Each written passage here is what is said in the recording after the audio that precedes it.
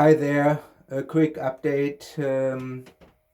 Same blowdown duration times, but now with the TSR. Watch out, we'll start the engine soon.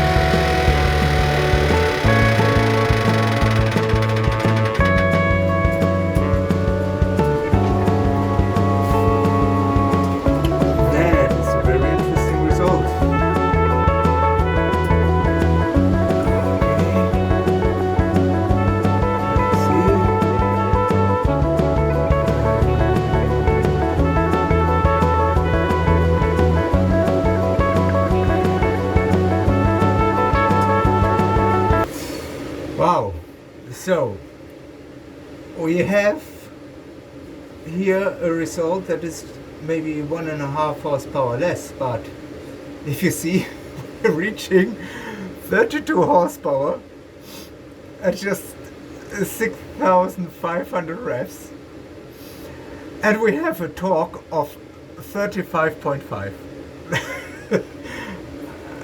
and we have, before it starts getting into races, still the 60 horsepower. I would say nice tour engine. Nice tour engine. Thank you for joining and keep watching. Subscribe and enjoy.